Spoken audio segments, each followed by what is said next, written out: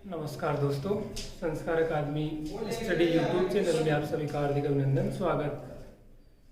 पीछे वाली क्लास में हम बात कर रहे थे ह्यूमन सिस्टम्स के बारे में, मानव के तंत्रों के बारे में। उनमें से एक का हम लोगों ने अध्ययन कर लिया था, डाइजेशन सिस्टम। आज जो अध्ययन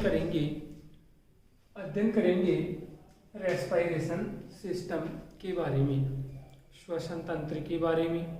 एग्जाम में एक छोटा सा क्वेश्चन पुटअप होता है, इसमें से क्वेश्चन काफ़ी बार आए भी हैं, चाहे वो आपके रिट का एग्ज़ाम हो, चाहे आपके सेकंड ग्रेड का एग्ज़ाम हो, चाहे आपके अदर्स छोटे बड़े कॉम्पिटिटिव एग्ज़ाम हो, राजस्थान पुलिस का एग्ज़ाम हो, कहाँ से क्वेश्चन बने ये भी आप लोगों को बताया जाएगा। शॉर्ट ट्रिक्स के माध्यम से भी आप लोगों को बताया जाएगा। तो आज हम स्टार्ट करते हैं रेस्पिरेशन सिस्टम के बारे में। तो सबसे पहले हम बात करेंगे परिभाषा। परिभाषा में पीछे हमने देखा था, एक तरफ हमने लिखा था जटिल कार्बनिक भोज्य पदार्थ, जटिल कार्बनिक भोज्य पदार्थ, और एक तरफ हमने लिखा था सरल कार्बनिक भोज्य पदार्थ, एरो बीच में लगाया था और लिखा था सरल कार्बनिक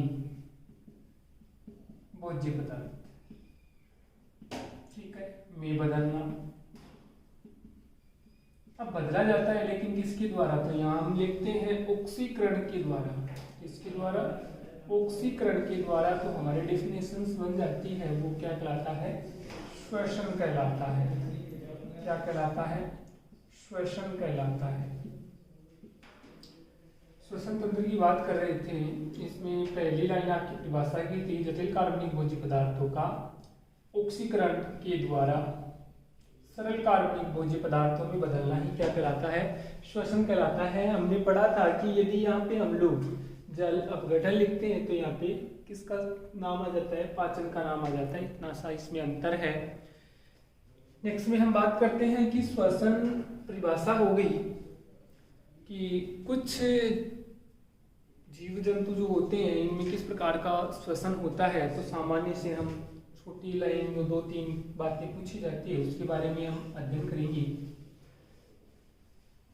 तो सबसे पहले हम बात करते हैं, नोट के रूप में मैं बता रहा हूँ, 2-3 बातें हैं। केंचुए में श्वसन जो क्रिया होती है, केंचुए में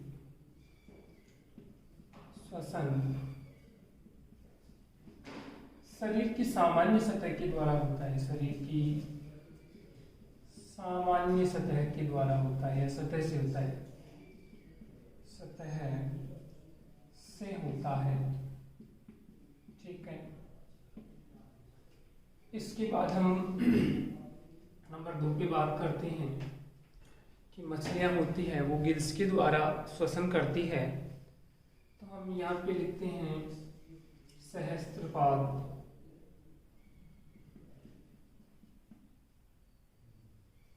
कीट इनमें श्वसन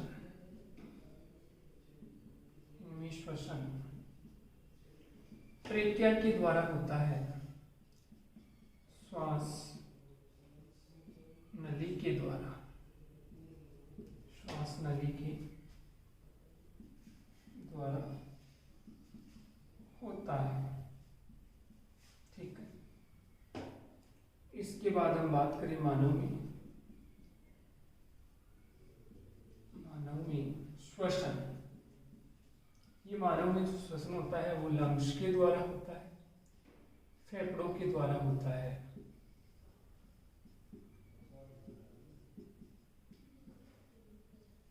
ओके, ये छोटी सी 2-3 लाइनें थी। इसके बाद हम बात करेंगे कि ये भाग हो गए कीटों में। तो श्वास नली जिसे ट्रेकिया बोलते हैं, क्या कहते हैं? ट्रेकिया। इस ट्रेकिया के द्वारा होता है कीटों में श्वसन, मानव लंग्स के द्वारा। केंचुए में शरीर की सामान्य जो सतह होती है उसके द्वारा होता है। लेकिन यदि यहाँ पे छोटी सी बात याद रखनी है, यदि विधि का नाम पूछ ले, विधि, तो सामान्य सतह से तो होगा, लेकिन विसरण विधि के द्वारा। कौन सी विधि के द्वारा? विसरण विधि के द्वारा केंचुए में श्वसन क्रिया होती है। विधि का नाम पूछे तो विसरण, और किस भाग से होती है तो सामान्य सतह से होती है। ये हमें 3 पॉइंट्स याद रखने हैं। नेक्स्ट में हम चलते हैं कि श्वसन के प्रकार हम यहाँ पढ़ने वाले हैं, तो श्वसन के प्रकार में बात करेंगे। इससे पहले एक छोटी सी लाइन आपको बता देता हूँ कि ग्लूकोज का अपघटन होता है ऑक्सीजन की प्रेजेंस में, तो हमारे पास बनते हैं CO2 जल और ATP के अणु। ओके, तो यहाँ पे हम बात करेंगे श्वसन के प्रकार। श्वसन के प्रकार इंपोर्टेंट पार्ट है पूरे रेस्पिरेशन सिस्टम का। यहाँ मैंने स्टार बना के इंपोर्टेंट पार्ट लिखा है पूरे रेस्पिरेशन सिस्टम का। 2 प्रकार इसमें बताए गए। तो सबसे पहले हम पढ़ेंगे वायुवीय श्वसन, और नंबर 2 इसका जो पार्ट था इसका विपरीत अवायुवीय। देखिए इसको 2 नामों से जाना जाता है, वायुवीय अवायुवीय, या एबोरिक होता है या एबोरिक होता है, यानी अवायुवीय श्वसन। वायुवीय श्वसन की बात करें तो सीधी सी बात होती है कि इनप्रेजेंस वायु की उपस्थिति में जो क्रिया होती है उसे वायुवीय श्वसन। अवायुवीय जो श्वसन क्रिया वायु की एब्सेंट यानी अनुपस्थिति में होती है उसे अवायुवीय श्वसन कहते हैं। देखिए वायुवीय श्वसन जब होता है तो हमने पढ़ा था ग्लूकोज का अणु होता है, उसका अपघटन होता है। अपघटन होने के साथ साथ CO2 भी बनता है और जल भी बनता है, ठीक है। और जल के साथ ATP के अणु अवश्य आप लोगों को याद रखना है। तो कितने ATP अणु बनते हैं, यहाँ पे 38 ATP अणु बनते हैं। तो यहाँ पे हम C6H12O6 जब 6 O2 के प्रेजेंस में इसका अपघटन होता है, जब ऑक्सीकरण यानी ग्लूकोज के अणुओं का अपघटन यानी टूटना होता है ऑक्सीजन की उपस्थिति में, तो यहाँ पे निर्माण होता है CO2 का, जल का, CO2 और जल का। और जल के साथ कितने अणु बनते हैं, 38 ATP अणु का निर्माण होता है। ये 38 ATP अणु हैं ऊर्जा, ठीक है। हम बात करते हैं यहाँ पे काउंटेबल करते हैं। देखिए 6 कार्बन के हैं, तो यहाँ पे हमने बात कर ली 6 कार्बन के मॉलिक्यूल्स हमारे पास हो गए। 12 हाइड्रोजन के हैं, 6 ऑक्सीजन के, और 12 यहाँ 18 होने चाहिए। तो 6 दूनी 12 यहाँ पे हो गए और 6 यहाँ पे लगाते हैं तो 18 ऑक्सीजन के हो गए। हाइड्रोजन की बात करें तो यहाँ पे 12 मोलिकुलर हो गए। तो हमारा ये न्यूमेरिकल सही है, ठीक है। अब देखिए सेकंड ग्रेड में एक छोटा सा प्रश्न बन के आया था कि निम्न में से कौन से श्वसन में जल के अणुओं का निर्माण होता है। ये क्वेश्चन पूछा गया था सेकंड ग्रेड में, और संस्कृत डिपार्टमेंट का एग्जाम था 2017 में कोई एग्जाम हुआ होगा, उसमें ये प्रश्न आया था 2017 में कि निम्न में से कौन से श्वसन में जल के अणुओं का निर्माण होता है। तो केवल एकमात्र श्वसन है वो है वायुवीय, उसमें जल का अणु जो बनता है वो केवल बनता है वायुवीय श्वसन में। अवायुवीय श्वसन की बात करें तो ये 2 प्रकार से होता है। कितने प्रकार से होता है, 2 प्रकार से होता है। एक तो होता है ईस्ट के माध्यम से यानी बैक्टीरिया जीवाणुओं के द्वारा होता है, और एक होता है हमारी मांसपेशियों में, हमारी बॉडी में, ठीक है। तो अवायुवीय श्वसन की जब बात की जाती है तो ये 2 टाइप से होता है। 2 टाइप से होता है। एक तो होता है हमारी पेशी में,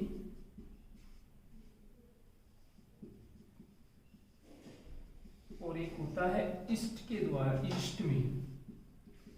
डबल रोटी का निर्माण करते हैं फर्मेंटेशन बाय किण्वन मेथड के द्वारा, तो उसमें अवायुवीय श्वसन होता है, ओके। तो हम बात कर लेते हैं, यहाँ ये समझ में आया होगा आप लोगों को, 6 कार्बन के अणु, 6 जल के अणु, 38 ATP और ग्लूकोज का अपघटन, ये आप लोगों को पता होना चाहिए। अब देखिए हमारी मांसपेशियों में हम बात करते हैं, जब हमारी मांसपेशियों में अवायुवीय श्वसन होता है तो ये हमने लिखा ग्लूकोज C6H12O6, इसका पूर्ण रूप से अपघटन नहीं होता। अपघटन नहीं होगा तो ये बनाता है लैक्टिक अम्ल। क्या बनाता है, लैक्टिक अम्ल। और ये अवायवीय श्वसन कहाँ होता है? हमारी पेशी में, मांसपेशियों में होता है। पेशियों में हुआ तो ये बनाया लैक्टिक अम्ल C3H6 और O3। इसके कितने मॉलिक्यूल्स? 2 मॉलिक्यूल्स बना दिए। और साथ ही 2 मॉलिक्यूल्स बनाने के साथ साथ क्या बना दिया? CO2 के अणु भी बना दिए। ठीक है, CO2 के अणु भी इन्होंने बना दिए। तो ये हो गया प्लस 2 ATP के अणु बने। तो देखिए अवायवीय श्वसन में जल के अणु का निर्माण नहीं होता। ठीक है, तो यहाँ पे CO2 बन गया। CO2 के साथ साथ यहाँ पे बना आपका लैक्टिक अम्ल, और लैक्टिक अम्ल के साथ बने 2 ATP के अणु।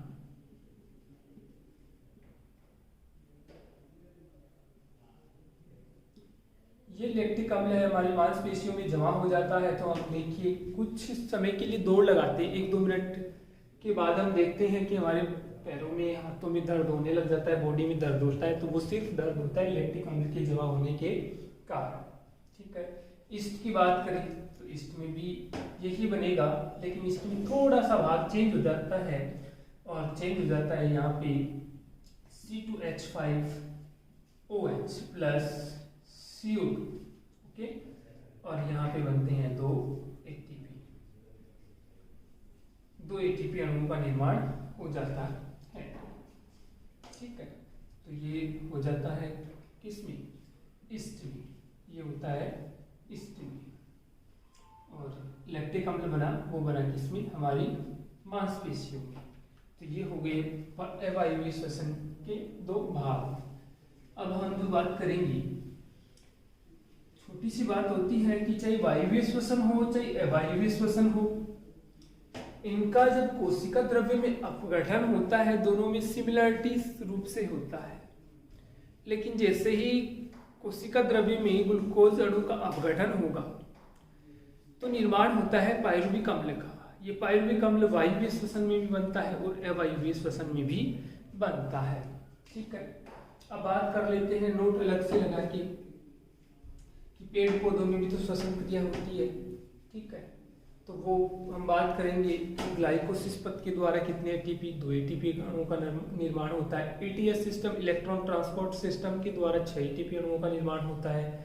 और एक होता है क्रेब्स साइकिल, इसके द्वारा 30 ATP अणुओं का निर्माण होता है। इस प्रकार कुल मिला के यदि बात की जाए तो 38 ATP अणुओं का निर्माण होता है। ये तो हो गई यहाँ पे पौधों में श्वसन क्रिया की बात, यानी ATP अणु के निर्माण की बात। तो इसी प्रकार से पौधों में तो होता है, इसी सिस्टम्स के द्वारा पूरा जो सेम सिस्टम प्रोसेस चलता है, उसी के द्वारा हमारी बॉडी में भी 38 ATP अणुओं का निर्माण होता है। अब जो नेक्स्ट में हम बात करने वाले हैं, श्वसन की जो विधियां हैं, वो 2 विधियों के बारे में हम बात करेंगे। श्वसन की 2 विधियां कौन कौन सी हैं, इसके बारे में हम बात करेंगे। इससे पहले एक छोटा भाग हम ले रहे हैं, इसी का पार्ट, श्वसन तंत्र, यानी ये किन किन भागों से निर्मित होता है। ये हमारा पूरा रेस्पिरेशन सिस्टम जटिल सिस्टम है। इसको अध्ययन की दृष्टि से 2 भागों में बांट देते हैं, एक तो सहायक अंग और एक श्वसन मार्ग। श्वसन मार्ग में बांट देते हैं और दूसरे सहायक अंग में जो हमारी सहायता करता है। ठीक है, इस श्वसन सिस्टम को 2 भागों में बांट दिया गया। एक तो बांट दिया गया श्वसन मार्ग, यानी कौन से मार्ग से होकर श्वसन क्रिया होती है, श्वसन मार्ग, और कहाँ पूरी होती है। दूसरा है फेफड़े, लंग्स। तो इसको 2 पथ में डिवाइड कर देते हैं अध्ययन की दृष्टि से। अब श्वसन मार्ग में कौन कौन से भाग होते हैं, तो सबसे पहले देखिए आपकी नासिका है, नाक है, नाक श्वसन क्रिया में शामिल होता है। उसके बाद ग्रसनी है, ग्रसनी के बाद आपके कंठ आते हैं, कंठ के बाद श्वास नली आती है, श्वसनिकाएं, और लास्ट में होती है कुपिकाएं। तो देखिए इनका मान, सबसे पहले नासिका, श्वसन मार्ग में लिखते हैं नासिका, क्रम पूछा जा सकता है, याद रखना है।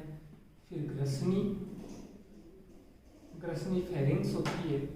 फिर आते हैं आपके कंठ, लैरिंग्स। इसके बाद आता है आपका श्वास नली, श्वास नली, और इसके बाद आती है आपकी श्वसनिकाएं, श्वसनिकाएं, और लास्ट में है आपका लंग्स यानी फेफड़े। फेफड़े में यहाँ हो गई वायुकोश। ठीक है, तो ये भाग होता है श्वसन क्रिया का स्टेप होता है, श्वसन क्रिया का मार्ग होता है ये। तो श्वसन क्रिया को हमने कितने भागों में बांट लिया? 2 भागों में, एक तो श्वसन मार्ग के रूप में, एक लंग्स के माध्यम के रूप में। सबसे पहले हम बात करते हैं, यहाँ से स्टार्ट हो रही है हमारी श्वसन क्रिया। हम बात करते हैं कि नाक से वायु जाती है, ये वायु होती है बाहर से आने वाली, वो गर्म भी होती है। ठीक है, इस गर्म वायु को हमारी पूरी बॉडी के अंदर, ऐसा तो है नहीं कि पूरी गर्म को गर्म ही भेजा जाए, नहीं जी। यहाँ स्टेराइल कोशिकाएं पाई जाती है, यहाँ पे ये जो नलियाँ होती है ये मुड़ी हुई संरचना में होती है। तो ये गर्म वायु को ठंडा करने का, यानी उसकी सतह का क्षेत्रफल, हमारे जो नोज है, नाक है, इसका क्षेत्रफल बढ़ा देती है, घूमती हुई जाएगी तो क्षेत्रफल बढ़ा हुआ है। तो इस नाक से जो एयर जाएगी उसको क्या कर देगी? ये नम कर देगी, पहली बार। ठीक है, इसके बाद इसी नाक में हेयर पिन पाए जाते हैं, जो डस्ट के कण होते हैं इन हेयर पिन के द्वारा रोक लिए जाते हैं। इसके बाद हम बात करेंगे ग्रसनी। देखिए, ग्रसनी एक ओर से तो नासिका के भाग में मिली हुई है और दूसरी ओर कंठ। कंठ का ग्लोटिस भाग होता है, घाटी ढक्कन जिसे बोलते हैं। ठीक है, इसका ग्लोटिस भाग होता है, उसमें जाकर ये खुलती है और किसके माध्यम से जुड़ी हुई होती है? लैरिंक्स के माध्यम से, कंठ के माध्यम से ये जुड़ी हुई होती है। फिर हम बात करेंगे कंठ। तो कंठ जो हमारे हैं, इसमें 4 उपास्थियां पाई जाती है। 4 उपास्थियां होती है, एक होती है क्रिकोइड, ठीक है, एक होती है थायराइड और 2 होती है एरिटोनॉइड। ठीक है, तो यहाँ हम बात कर सकते हैं कि हमें याद कैसे हो कि यहाँ पे 4 उपास्थियां पाई जाती है और ये कौन कौन सी होती है, इनकी संख्याएं कितनी होती है। तो हम बात करते हैं, देखना यहाँ पे ध्यान देना, कंठ। कंठ हो गया, स्वर यंत्र के नाम से जाना जाता है, स्वर यंत्र के नाम से जाना जाता है। नंबर 2 की बात करें, 4 उपास्थियां पाई जाती है। कितनी उपास्थियां पाई जाती है जी? 4 उपास्थियां उपस्थित होती है। अब हमें पता नहीं कि कौन कौन सी, तो यहाँ पे 4 उपास्थियों के नाम लिखेंगे। टी सी ए, टी से बनता है थायराइड, ठीक है, सी से बनता है क्रिकोइड और ए से बनता है एरिटोनॉइड। एरिटोनॉइड की संख्या होती है 2, इसकी संख्या होती है 1 और थायराइड की संख्या होती है 1। संख्या की बात हो रही है, ठीक है। 4 उपास्थियां हो गई, एक थायराइड, एक क्रिकोइड, 2 एरिटोनॉइड्स। इसके बाद हम बात करते हैं, कंठ यहाँ पे आपका पूरा होता है। इसके बाद हम बात करेंगे ट्रेकिया, श्वास नली। ये जो श्वास नली होती है वो कंठ से स्टार्ट होती है और आपकी श्वसनिकाएं अर्थात आपका जो कशेरुदंड होता है, वर्टिकल कॉलम जो होता है, उसकी 5वीं जो कॉलम की संरचना होती है वहां तक पाई जाती है आपकी श्वास नली। 5वें कॉलम के बाद 5वें कशेरुदंड से जैसे ही ये श्वास नली 2 श्वसनिकाओं में विभक्त होती है, तो ये विभक्त होती है 5वें कशेरुदंड से, 5वें स्टर्नम कशेरुदंड से ये विभक्त हो जाती है। और ये हमारा जो चेस्ट वाला पार्ट है, यहाँ से ये डिवीजन होती है, यानी बढ़ जाती है, संख्या में 2 हो जाती है। तो देखिए हम बात करते हैं, इसके बाद यदि हम बात करें सी आकार के छल्ले पाए जाते हैं। कंठों के किस प्रकार के छल्ले? सी आकार के छल्ले। ये सी आकार के जो छल्ले होते हैं जी, ये छल्ले स्किन को चिपकने से रोकते हैं, त्वचा को चिपकने से रोकते हैं। कहाँ रोकते हैं? कंठों पे।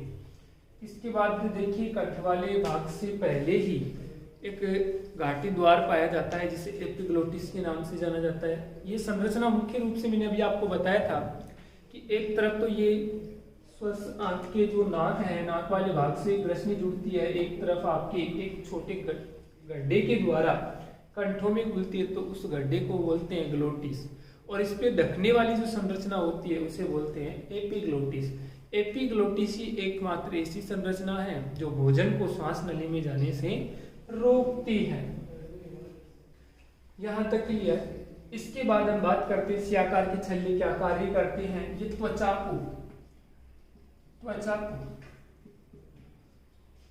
को कंठों से चिपकने से रोकती है, चिपकने से रोकती है। कौन? सी आकार के छल्ले त्वचा को नहीं चिपकने देती। अब बात कर लेते हैं श्वास नली। ये श्वास नली होती है 2.5 सेंटीमीटर की नलिका होती है। इसमें ये छोटे छोटे भाग बने हुए हैं, इसी से होकर वायु श्वसनिकाओं में जाती है। अब आपका प्रश्न बनता है कि जो श्वसनिकाएं होती है वो कौन से कशेरुदंड से विभक्त होती है। तो अभी आपको बताया था कि 5वें नंबर का, कौन से नंबर का? 5वें नंबर का जो कशेरुदंड होता है उससे दो भाग, श्वास नली के दो भाग बन जाते हैं जिन्हें कहते हैं श्वसनिकाएं। ये श्वसनिकाएं होती है जो आगे चलकर छोटी छोटी कोशिकाओं में विभक्त हो जाती है। तो ये हो गया आपका श्वसन मार्ग। इसके बाद हम बात करते हैं लंग्स की, यानी फेफड़ों की। फेफड़ों की यदि बात की जाए तो फेफड़ों पे सबसे पहले एक आवरण पाया जाता है। ठीक है, फेफड़ों पे जो आवरण पाया जाता है उस आवरण को बोलते हैं प्लूरा। ठीक है, क्या बोलते हैं? प्लूरा बोलते हैं। ये आवरण दो भागों से मिलके बना होता है, बाहर की तरफ और आंतरिक। तो हम बात करते हैं, मैंने ये लंग्स बना लिया, एक बार से ध्यान देना। ये मैंने आपका लंग्स बनाया, यानी फेफड़ा बना लिया मैंने ये। ठीक है, इसके दो भाग है, एक तो ये आंतरिक भाग हो गया और एक ये बाहरी भाग हो गया। ठीक है, बाहरी जो भाग होता है ये पैराइटल होता है। बाहरी भाग किसका बना होता है? पैराइटल का बना होता है। पैराइटल सतह होता है ये। और एक होता है आंतरिक भाग। आंतरिक जो भाग होता है कौन सी सतह से निर्मित होता है? विसरल भाग से निर्मित होता है। कौन से भाग से? विसरल भाग से निर्मित होता है। विसरल सतह होती है अंदर की ओर और पैराइटल सतह होती है बाहर की ओर। देखिए, इन दोनों सतहों के बीच में लसा पदार्थ पाया जाता है। लसा पदार्थ पाया जाता है। ये इसको चिपकने से रोकता है। ये इसको चिपकने से रोकता है।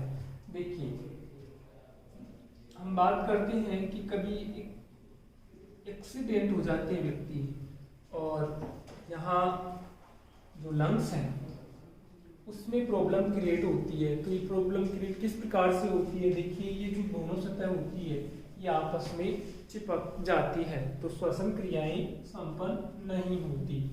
इसके बाद एक इम्पोर्टेंट प्रश्न और बनता है इसमें कि मनुष्य में जो श्वसन से संबंधित क्रियाएं होती है, लंग्स जो होते हैं फैलते और सिकुड़ते हैं, क्या इनमें अपनी पेशियां होती है? कभी नहीं, इनमें अपनी पेशियां नहीं होती। फिर क्यों ये लंग्स के माध्यम से श्वसन क्रिया होती है? तो श्वसन क्रिया होने के दो रीजन होती है। एक तो होता है यहाँ पे ये डायफ्राम, और डायफ्राम के बाद हम बात करेंगे कि जो हमारी ये रिब्स होती है, पसलियां जो होती है, यहाँ पे सामने दिख रही है आप लोगों को, ये पसलियां होती है। तो इसमें अंतराप्रसूप पेशी के नाम से एक पेशी पाई जाती है। इन दोनों में संकुचन होता है। संकुचन के परिणाम स्वरूप हमारे जो लंग्स होते हैं वो बढ़ते और घटते हैं। तो याद रखना, कभी भी लंग्स हैं वो अपने आप घटते बढ़ते नहीं है। केवल डायफ्राम और पसलियों में अंतराप्रसूपेशी में संकुचन होने के कारण श्वसन की ये क्रिया संपन्न होती है। अब हम बात करेंगे श्वसन की विधि। श्वसन की विधि की बात करें तो सबसे पहले हम बात करेंगे इसके प्रकार। श्वसन क्रिया विधि। क्रिया विधि की यदि बात की जाए तो ये दो प्रकार से होता है, आंतरिक श्वसन और बाह्य श्वसन। हम बोल सकते हैं इसको आंतरिक श्वसन और नंबर 2 पे बाह्य श्वसन। इसमें से छोटी सी बात करेंगे।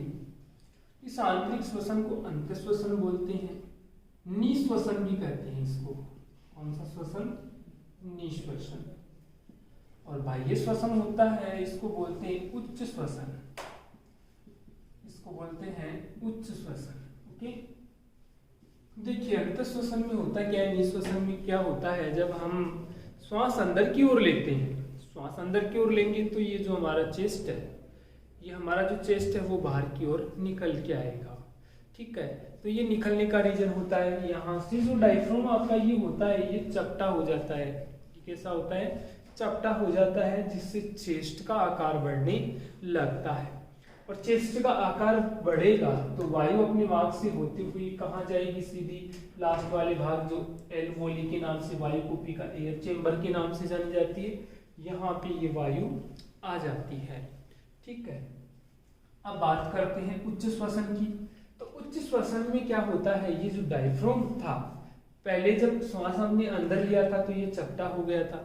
अब ये क्या है, अपनी पहली वाली अवस्था में आता है। जब पहली वाली अवस्था में आता है तो चेस्ट का जो आयतन है वो कम हो जाता है।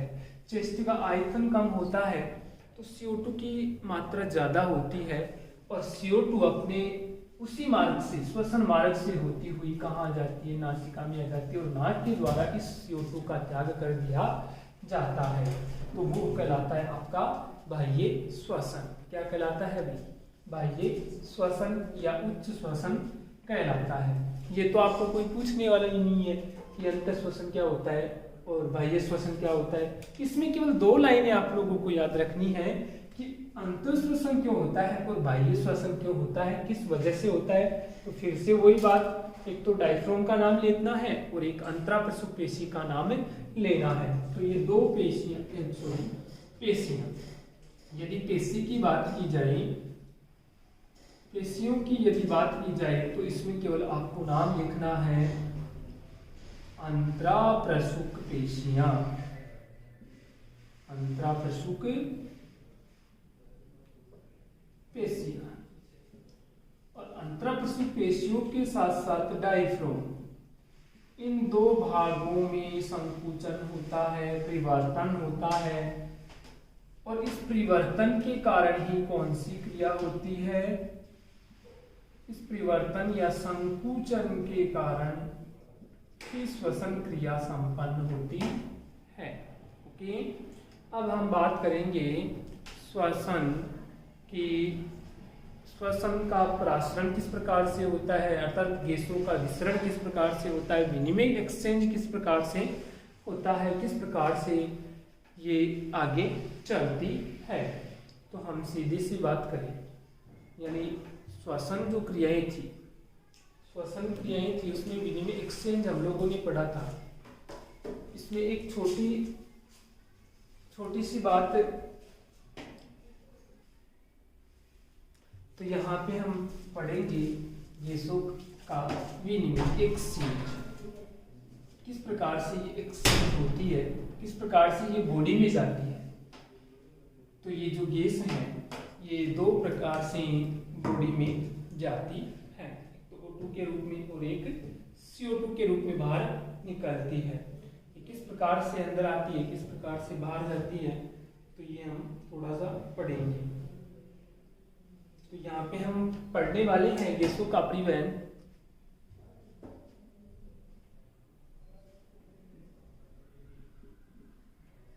गैसों का परिवहन। ठीक है, गैसों का जो परिवहन होता है वो दो प्रकार से होता है, एक तो O2 का परिवहन, एक CO2 का परिवहन। यहां से परीक्षा में प्रश्न आया था, O2 का परिवहन और CO2 का परिवहन।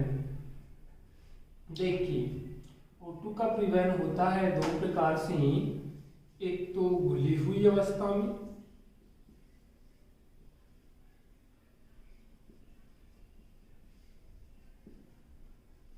और दूसरा रक्त हीमोग्लोबिन के साथ, रक्त हीमोग्लोबिन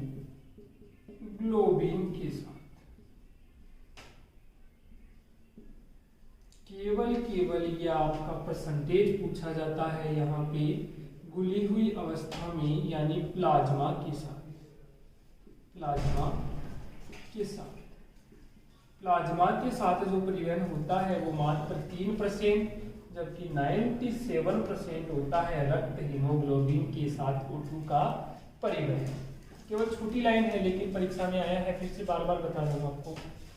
परिवहन दो प्रकार से, एक तो घुली अवस्था में प्लाज्मा के साथ केवल 3% और रक्त हीमोग्लोबिन के साथ 97% यानी 97%। अब देखिए CO2 का परिवहन पढ़ते हैं। CO2 का परिवहन पढ़ते हैं तो ये 3 भागों में होता है। एक होता है घुली अवस्था में, तो घुली हुई अवस्था में यहां हम लिखे प्लाज्मा के साथ, प्लाज्मा के साथ ये इस परिवहन करती है। केवल 7% CO2 का परिवहन प्लाज्मा के साथ घुली हुई अवस्था में होता है। यहाँ से इम्पोर्टेंट लगा दिया है मैंने प्रश्न, ये सेकंड ग्रेड में भाई पूछा गया था 2017 में कि CO2 का परिवहन सबसे ज्यादा किसके रूप में होता है, तो CO2 का परिवहन सर्वाधिक रूप में यदि बात की जाए CO2 के परिवहन की, तो ये बाइकार्बोनेट्स के रूप में, किसके रूप में, बाइकार्बोनेट्स के रूप में सर्वाधिक परिवहन होता है। किसका, CO2 का। तो यहाँ पे लिखेंगे कार्बोनेट के रूप में, बाइकार्बोनेट के रूप में परिवहन हो गया किसका, CO2 का परिवहन। और मात्र 23% होता है, ये होता है अमीनो